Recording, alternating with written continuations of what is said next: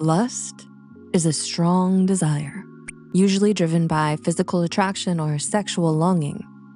It's a normal human feeling and there's no shame in it, but understanding it can help us avoid the mental toll it sometimes takes. Many of you have shared how lust affects your well-being. So let's break down the stages and see how you can take control of your feelings. Stage 1, that first spark. This is where it all begins. Initial attraction. You notice someone across the room and suddenly you can't look away. Maybe it's their smile, the way they carry themselves, the way they talk, or something intangible that draws you in. And suddenly your brain lights up like a Christmas tree, flooded with the feel-good hormone, dopamine. According to the experts at Cleveland Clinic, this stage can last from a few minutes to several hours and may occur every time you see the person you desire. Common characteristics include muscle tension, quickened heart rate, faster breathing, and flushed skin.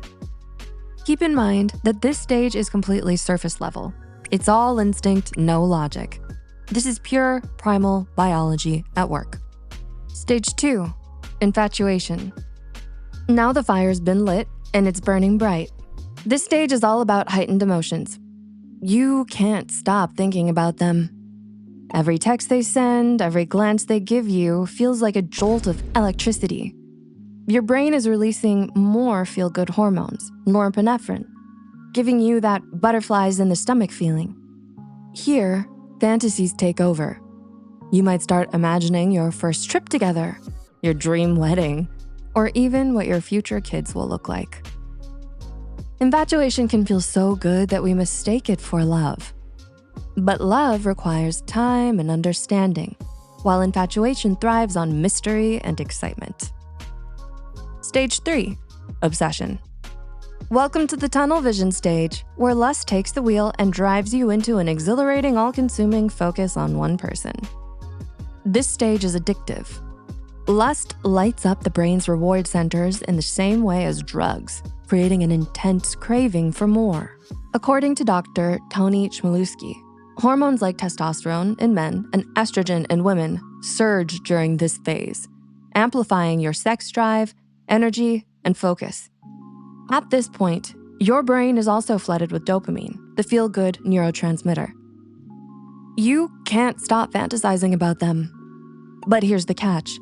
You're often falling for the idea of someone, not who they truly are. Their flaws, overlooked. Their differences, ignored. The fantasy becomes intoxicating, better than reality for many people. And it can even serve as an escape from your own struggles or insecurities. Letting go of this fantasy feels risky. It means confronting uncertainty, risking disappointment, or realizing they're not the perfect match you imagined. That's why so many get stuck here. It's easier to stay in the safety of obsession than face the vulnerability of genuine emotional connection. But staying in this stage has its dangers. Obsession can create unhealthy attachments and lead to heartbreak when reality doesn't meet expectations. Moving forward requires slowing down, being honest, and taking the leap into building something real, something worth lasting. Stage 4, disillusionment. This is where the fireworks start to fizzle and the dazzling glow of the honeymoon phase gives way to the sobering light of reality. You're finally seeing things as they are, not as you imagined them. And you wonder, are you truly compatible or was it just a chemical high? Disillusionment can feel disappointing, but it's a necessary step.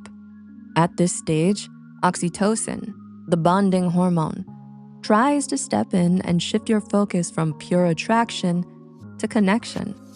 But for that to happen, you need to be willing to look beyond the surface, to confront whether your connection is real or just built on lust and fantasy. Stage 5, resolution. Few people make it to this stage, but for those who do, it's a turning point. When your sexual craving has been satisfied, the haze of lust begins to clear, and you face two possibilities. Either your connection deepens into something meaningful, or it ends. For some, this stage marks the transformation of sexual desire into love. It's no longer just about physical attraction, but also emotional intimacy. On the other hand, if the relationship was built on fantasy or physical attraction alone, cracks begin to show. Without a deeper connection, the bond begins to dissolve. Either way, both outcomes offer growth, a foundation for lasting connection, or the freedom to let go and move on. The takeaway: lust isn't just a single moment. It unfolds in stages. So, which stage are you in? And are you ready to take the next step? Share your insights in the comments down below. And if you find this video valuable, please leave a like and share it with others. Subscribe to our channel for more thought-provoking content and click here to watch similar videos like Can Lust Turn into Love? And 6 types of lust. Which one do you have? Thanks for watching. See you soon.